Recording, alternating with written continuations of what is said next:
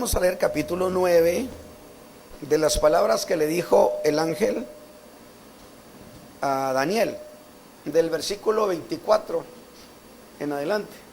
Le dijo: 70 semanas están determinadas sobre tu pueblo y sobre tu santa ciudad, para acabar la prevaricación, concluir el pecado, expiar la iniquidad, traer la justicia de los siglos, que ya es el milenio, y sellar la visión y la profecía, que ya no haya más profecía, y ungir al santo de los santos, que es Cristo sentándose a reinar. 70 semanas van a pasar, y 70 semanas donde cada semana son 7 años. Equivale a decirle: mira, Daniel, a partir de que se dé la orden de edificar a Jerusalén y sus muros, corre tiempo y van a pasar 490 años. De allí a 490 años el Mesías empieza a reinar en la tierra. Eso es lo que dice la profecía. Las 70 semanas implican eso. Sin embargo, tenemos 2012 años más alrededor de 455 años antes de Cristo. Estamos hablando de 2500 años, y el hecho de que Cristo se siente a reinar no ha sucedido. Lo que nos da una idea: se suspendió por algo, y es dentro de la profecía esa idea. ¿Vamos bien?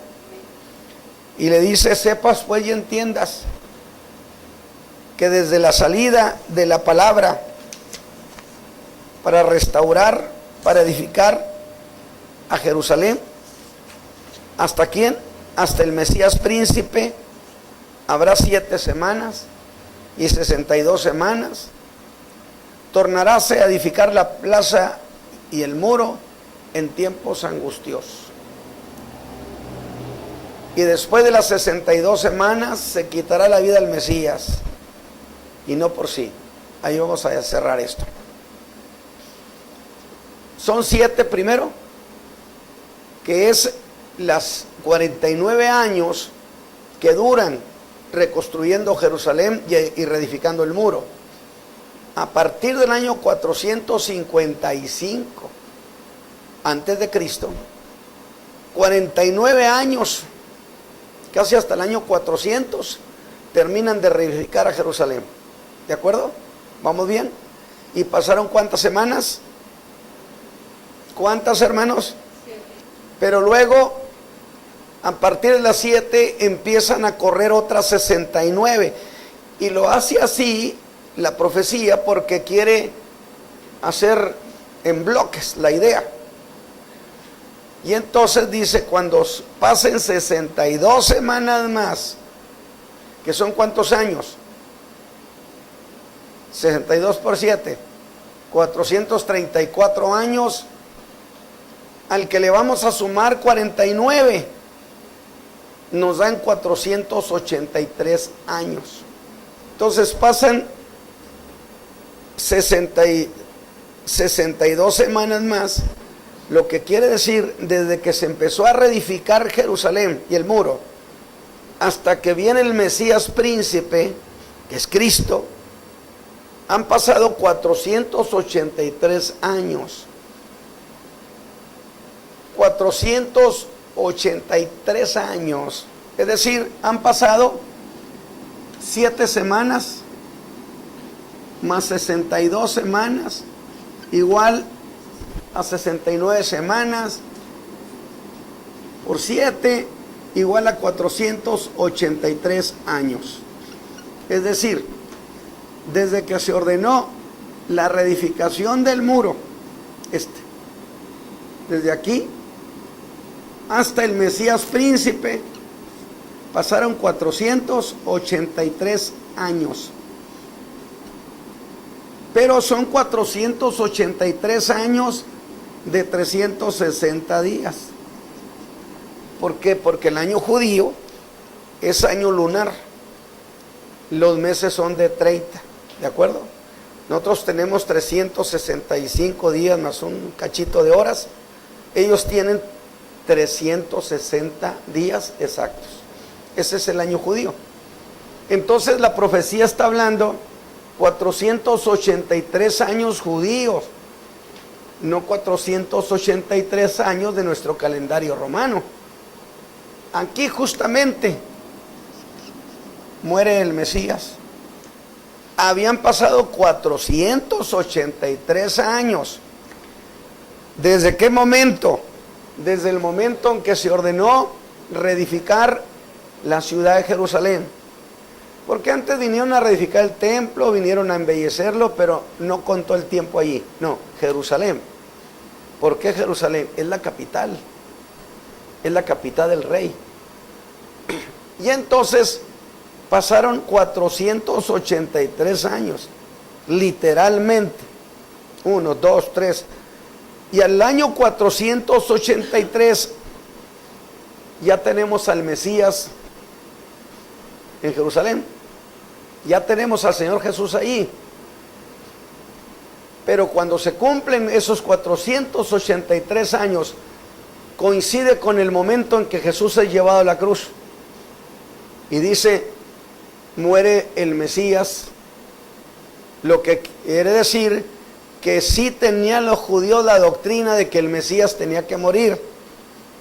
Solo que eso ellos, ese pasaje se lo aplicaban a la nación de Israel, que ellos eran los que decía Isaías 53, que ellos eran el siervo sufriente, que ellos eran el Mesías de Daniel, porque como el rey, el hijo de David era eterno, no encontraban forma de conciliar que le quitaran la vida al Mesías, y entonces ellos lo interpretaban justamente como la cantidad de veces que casi estuvieron por extinguir a Israel, pero que resucitó. Es la interpretación que daban los judíos, los rabinos, que era la razón por la cual dije, Pedro le dijo al Señor, nunca te acontezca eso. Es la razón por la cual la multitud lo abandonó en Juan 6, cuando él dijo que tenía que morir y que tenían que comer su carne. Y ellos dijeron, no, pues con qué razón, ayer con lo que quisimos llevar para hacerlo rey no quiso, pues porque no es el Mesías, porque ahora nos sale con que va a morir, pero el Mesías no muere, porque a nosotros ¿de qué nos sirve un Mesías muerto? A nosotros nos sirve un Mesías vivo y sentado en el trono en Jerusalén. Incluso cuando le dijo, si vieren al Hijo del Hombre que sube a donde estaba, se iban a escandalizar. ¿Por qué? Por lo mismo. Dirían, nosotros no queremos un Mesías en el cielo, lo queremos vivo en Jerusalén y reinando allá, sobre toda la tierra. Esa era la idea. A síntesis, era eso la dificultad judía para entender la cuestión del Mesías.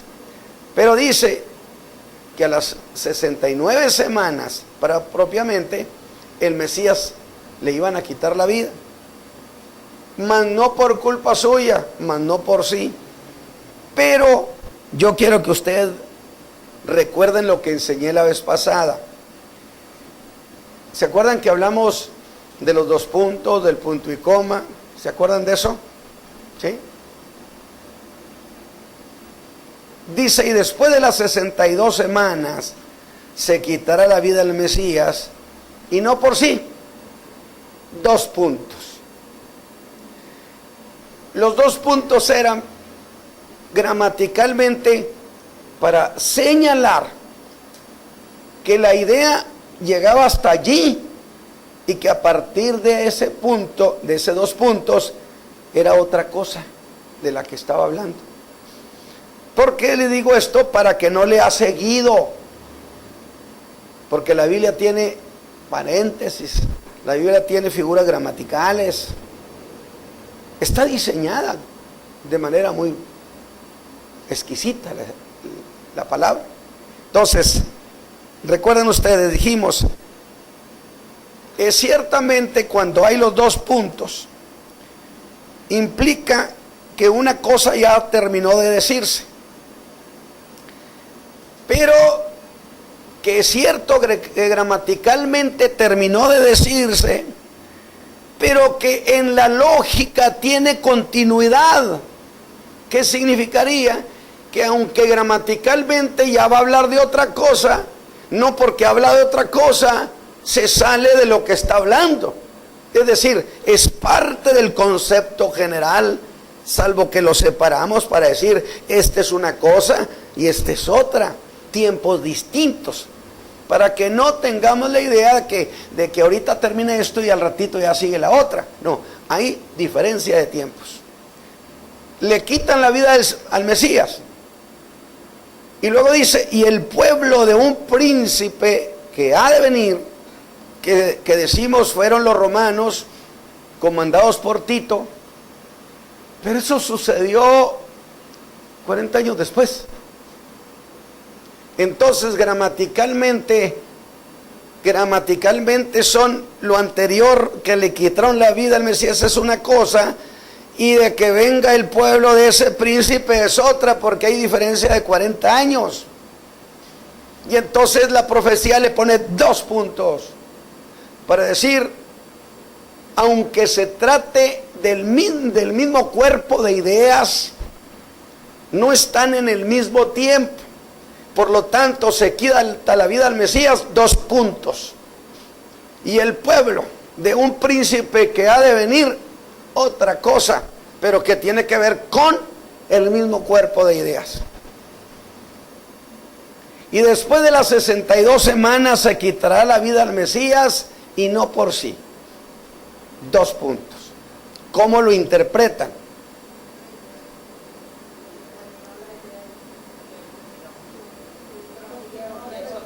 Que es otra cosa, que al Mesías le quitaron la vida, 2 puntos.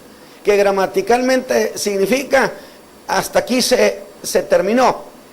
Pero por la lógica literaria, significa que lo que sigue es parte del mismo cuerpo de ideas, pero que están en distintos tiempos.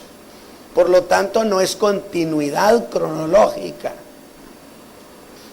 ¿Vamos bien? Cronológicamente no es continuidad, porque una cosa sucedió el año 29 y la otra sucedió el año 70. Nomás que por medio pusieron 2 puntos para decir la profecía. No se trata de que lean de corridita y piensen que esto sigue de inmediato. ¿De acuerdo? Entonces tenemos primero, ¿qué suceso o sucesos importantes? Si usted me lee en el versículo 26, ¿por qué quiero ir despacio en estos? Porque vamos a empezar a tener que hacerlo así. El versículo 26, ¿qué sucesos se dan en la semana 69? Uno de ellos, un suceso, márquemelo, ¿cuál es? Se quita la vida al Mesías.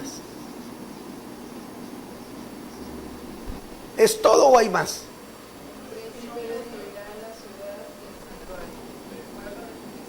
¿Así? Destrucción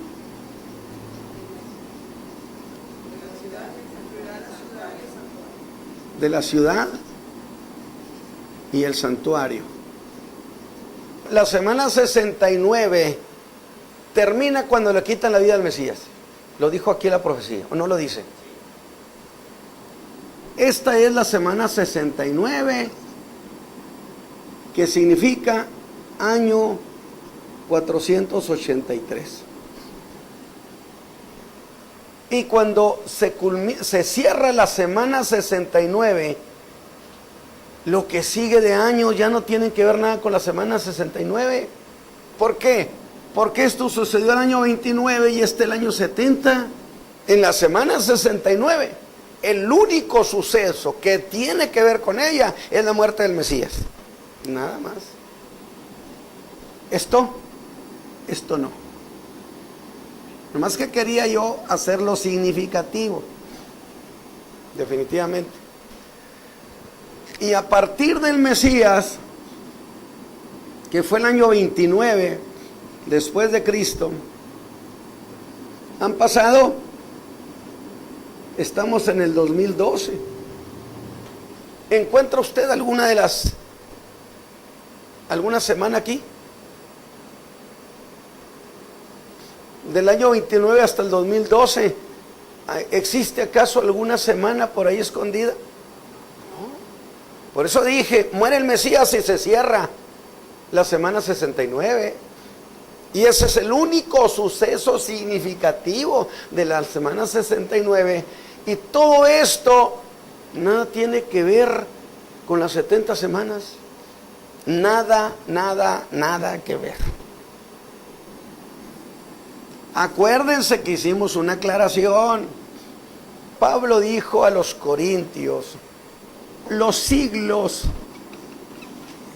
y los siglos son tiempos, son cronos, lentos, ahí van, siglo 1, 2, sí, pero están en movimiento, ¿de acuerdo? Que los siglos se detuvieron. ¿Se acuerdan de la cita de Corintios, 1 Corintios? ¿Cuál es? 10:11. Y estas cosas les acontecieron en figura, y son escritas para nuestra admonición, en quienes los fines de los siglos han parado. ¿Qué significa?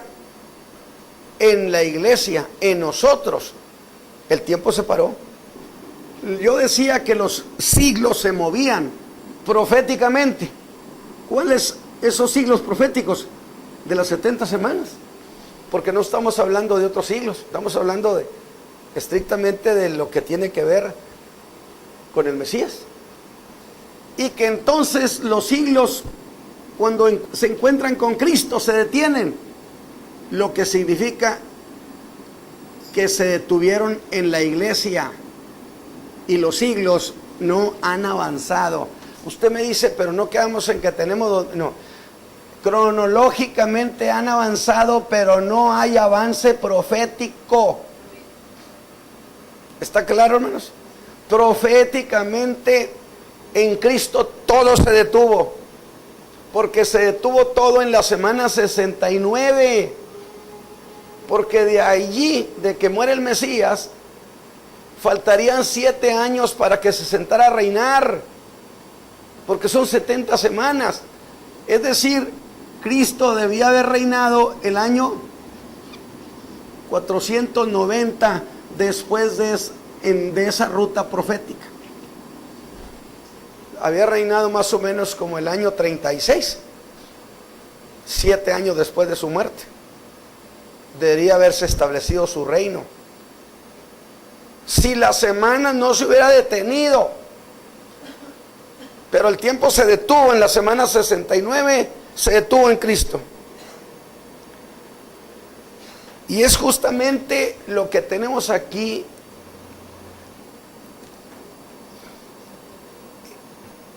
Este espacio de tiempo, que por supuesto no viene en la imagen de Nabucodonosor de esa manera, pero estamos usando la lógica de las 70 semanas y decir, se detuvo, porque ya la piedra estaba por caer sobre la imagen del Imperio Romano. Cuando Cristo vino a la tierra, el Imperio Romano estuvo en peligro de aniquilación. Jesús se los dijo, y lo dice la profecía: si me hubieras creído, Israel, tu tiempo fuera desde hace mucho, y yo hubiera puesto a tus enemigos debajo de tus pies. Es decir, lo que va a suceder en la segunda venida hubiera sucedido en esos años en Israel, y Cristo se hubiera puesto bajo señorío al mundo entero. No hubiera ido a la cruz, por supuesto, pero quiere decir entonces, aquí es, por así decirlo, la semana 69 o el año 483 aquí.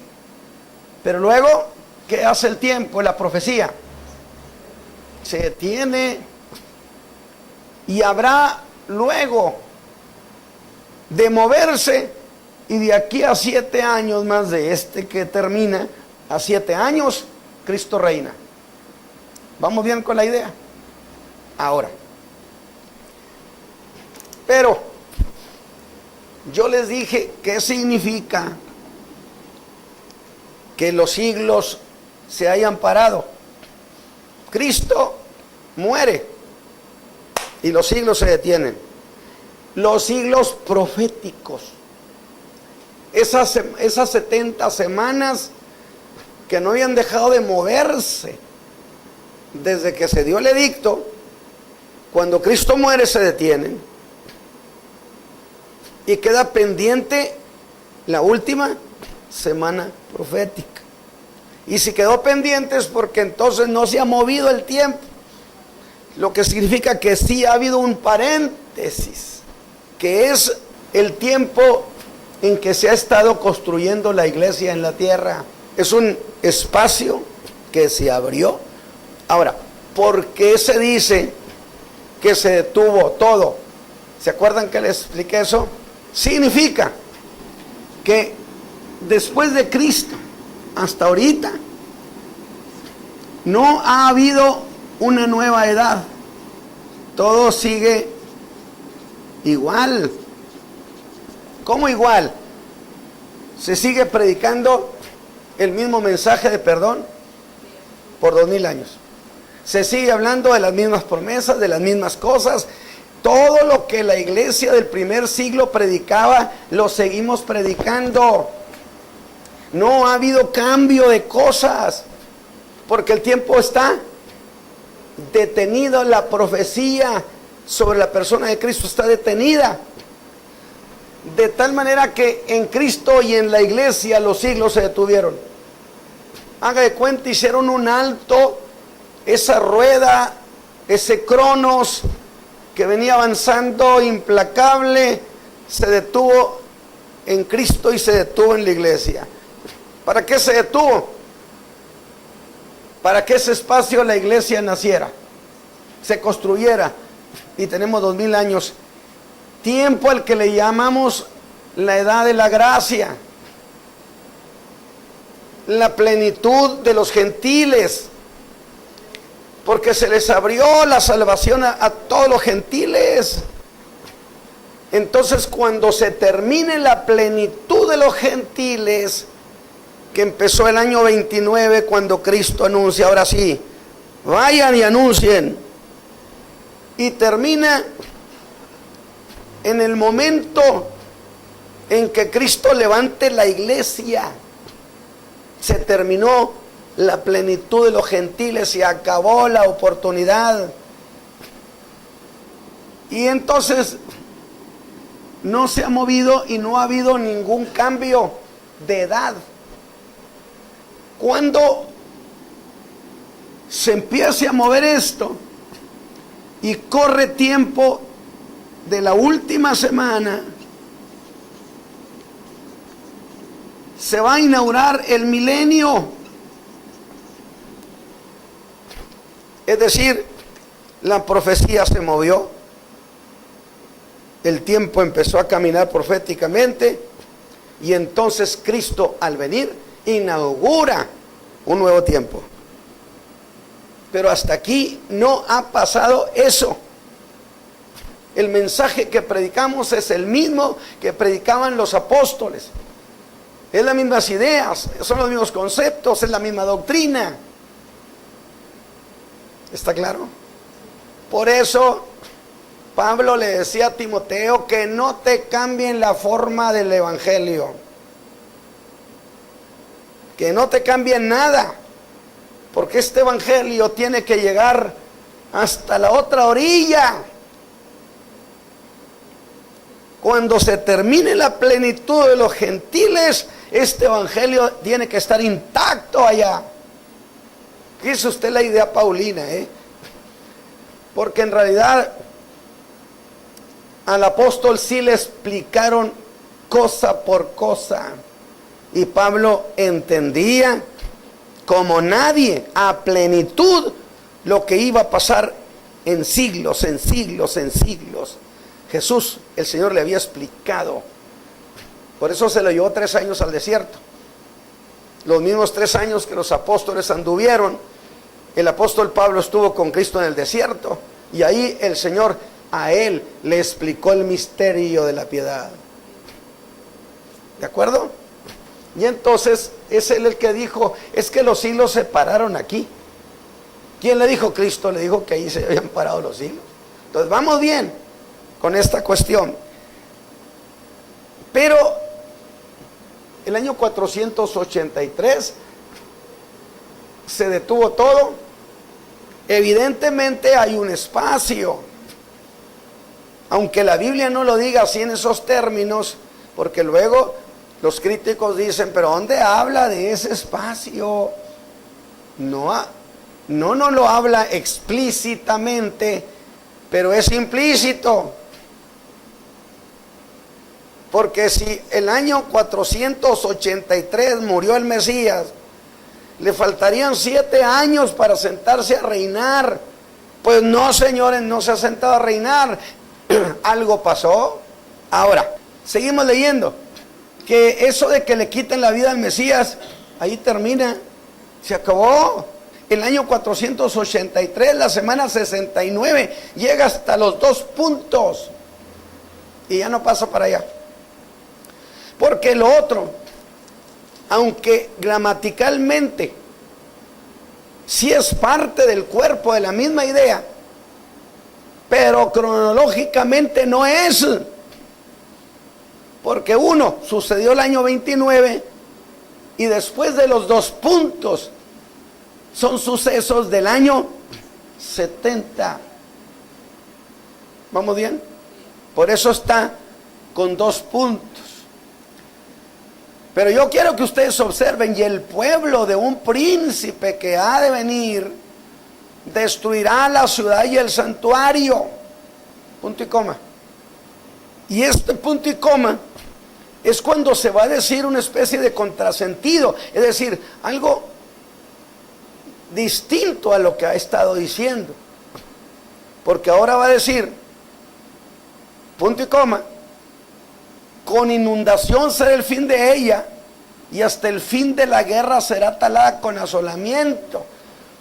Pero de nuevo, ya no corresponde al anterior, sin dejar de corresponder. Es decir, aquí tiene una doble vertiente.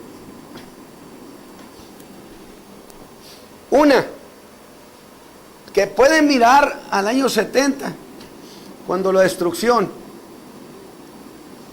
¿Quién lo destruyó? No. Por eso lo dije así. Tito ni metió las manos. Por eso dice textualmente, y el pueblo de un príncipe que ha de venir, ojo con esa expresión,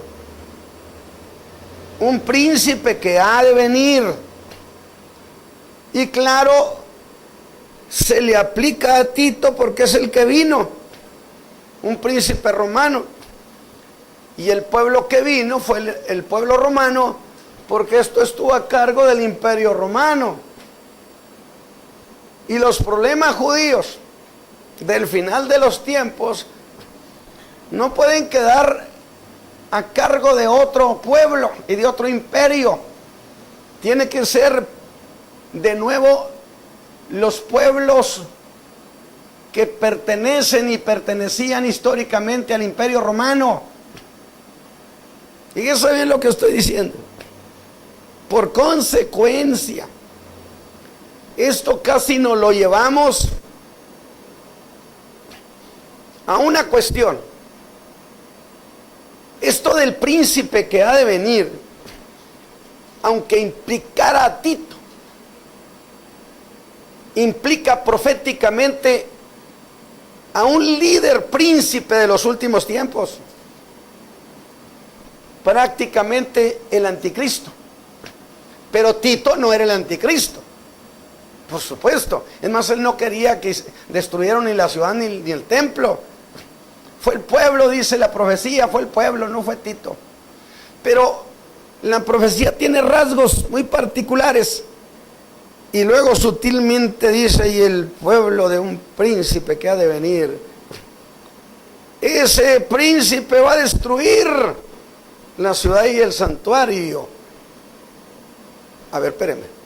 Quiere decir que la profecía No estaba hablando de Tito, porque Tito no hizo eso, fue el pueblo. Entonces la profecía sutilmente estaba viendo al futuro y hablando de un príncipe que habría de venir del imperio romano y que iba a destruir la ciudad y el santuario, porque implica que Jerusalén y el templo que hagan volverá a ser destruido, porque cuando Cristo reine construyen un nuevo templo. Entonces, por eso dije, cuidado con la profecía, que es preciosa. Y entonces sutilmente dice, y el pueblo de un príncipe que ha de venir destruirá la ciudad y el santuario. Sí, correcto. El pueblo romano que quemó Jerusalén en el año 70. Pero el príncipe ahora viene, el príncipe que ha de venir, y va a asolar la ciudad hasta una guerra de exterminio total que nunca se ha hecho. Entonces, siempre se dice, este príncipe es Tito. Pero déjeme decirle algo más todavía. A ver, fíjese bien lo que implica todavía más la profecía. Porque siempre se ha dicho que el anticristo viene, creo que va a ser Bill Gates. No que era Henry Kissinger. No que es Hitler en su tiempo. Total, se dijo mil cosas. Pero si le aplicamos la profecía de Daniel, el pueblo de un príncipe, un líder, ¿de dónde? Del imperio romano. Porque acuérdense que Roma fue herida de muerte, mas no murió y será sanada. Que cuando el imperio romano cayó, se desintegraron, pero todavía siguen con los rasgos del imperio romano. Se convirtieron en repúblicas o en democracias representadas en el barro. Sí, pero todavía son del imperio romano. Pertenecen al imperio romano. Y todavía se hacen valer los decretos del imperio romano, todavía. Es increíble. ¿Por qué? Porque el imperio romano no se muere. ¿Por qué? Porque si estuviera inexistente, ¿a quién golpea la piedra? Y dice Daniel que la piedra que vio Nabucodonosor y que a él le explicaron, es una piedra que viene y golpea al imperio romano en los pies y hace que toda la estatua de los gobiernos del mundo se desintegre. Pero si voy a golpear al imperio romano, es exigencia que exista el imperio romano, ¿o no es así? Por consecuencia, el pueblo de un príncipe que ha de venir, ahí es donde tenemos que separar al pueblo del príncipe que ha de venir. ¿De dónde sale el príncipe? No, de Roma no. No.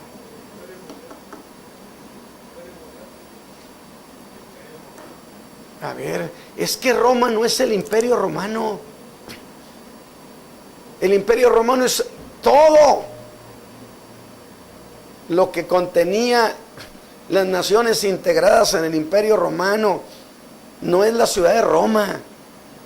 Y ahí es donde la interpretación norteamericana, debido a los prejuicios que Inglaterra, que se separó de Roma cuando Enrique VIII, por casarse con Ana Bolena, pero como estaba casado con Catalina de Aragón, hermana del emperador de España, muy amigo del Papa, el Papa dijo, ¿cómo te voy a dar la bula de donde te autorizo el divorcio?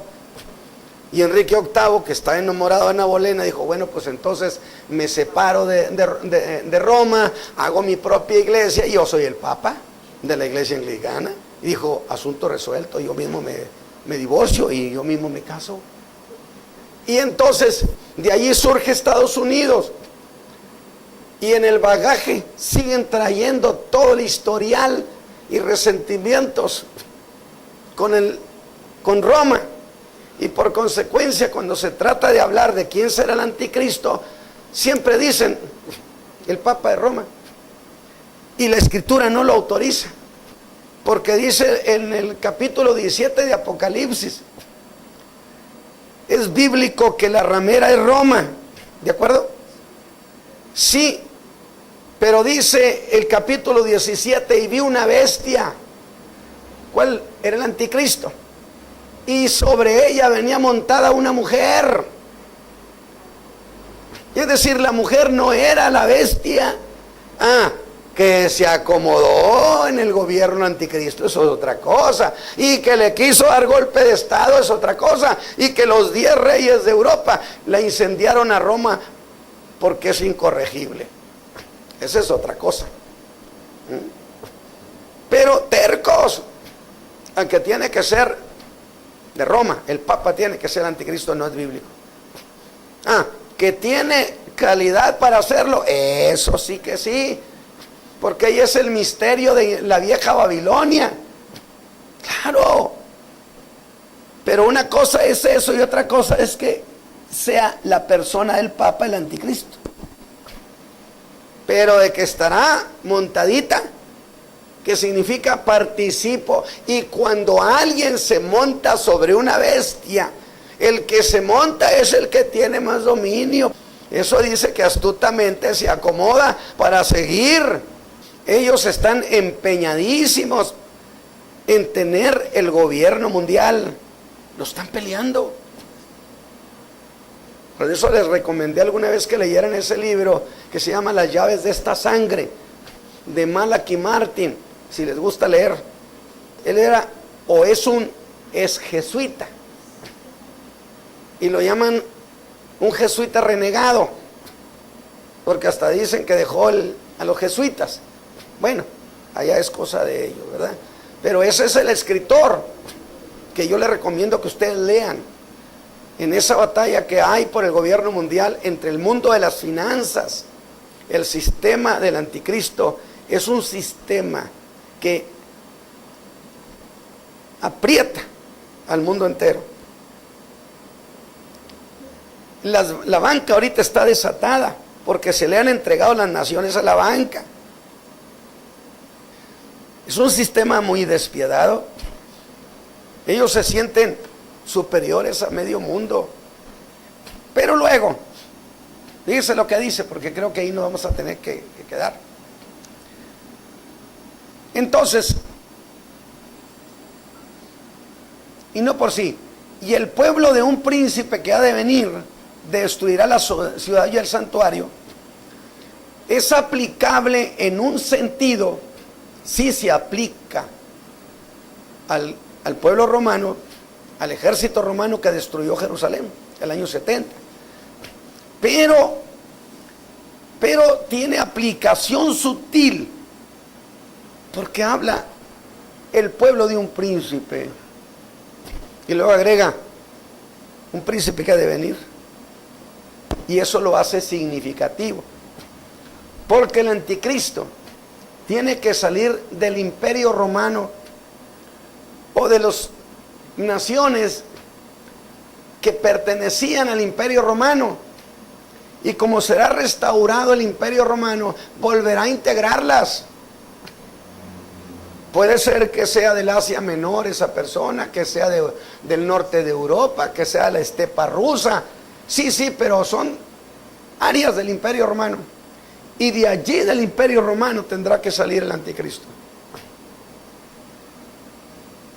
El pueblo de un príncipe que ha de venir es el imperio romano. Amén. Lo que establece la profecía es que corresponderá a lo que es el imperio romano. No está definiendo la consanguineidad de ese príncipe que ha de venir, que es distinto. Entonces, tendrá que venir del imperio romano, porque es el imperio romano. Acuérdense que esa bestia tiene 10 cuernos, que son 10 reinos de Europa, del Imperio Romano, de la bestia esa de Roma. Y luego surge uno, ¿de dónde? ¿De otra bestia? No, de esa, del Imperio Romano.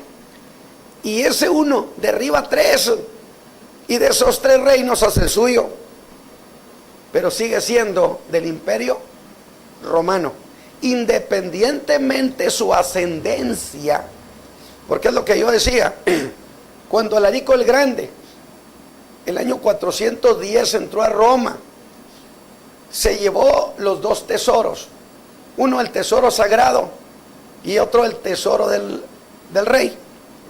Es una ley no escrita. Todos los conquistadores, por bárbaros que fueran, podían gastarse lo que robaron en el tesoro de tal reino, pero todo lo que era tesoro sagrado era intocable. Dios puso esa ley en todos los hombres para conservar lo suyo. Y entonces los generales de Alarico, que era una tribu del Asia Menor, del norte, cuando vio los utensilios sagrados del templo que Tito se había traído, dice que su alma dio vueltas. Y un día en la mañana, ni generales, ni tesoro antiguo, se llama tesoro antiguo. Y entonces preguntan la Bina Ibrai, que es la que sacó a colación eso, pues ¿quiénes eran estos generales? Y entonces dicen, ¿se acuerdan ustedes que en el tiempo de los jueces casi acabaron con la tribu de Benjamín y quedaron unos cuantos? Pues hubo unos escapados, dice, de Benjamín, que se fueron al paralelo 41 en el Asia Menor y se asimilaron con esas tribus, a grado tal que a la altura del tiempo de Alarico, ellos eran generales, pero que eran vistos como de la tribu de los hunos, pero ellos celosamente habían guardado su identidad verdadera. Por eso dice, cuando vieron el tesoro del templo, su alma dio vueltas, y en la mañana ya no estaba. Y dice, y hasta el día de hoy lo tenemos nosotros.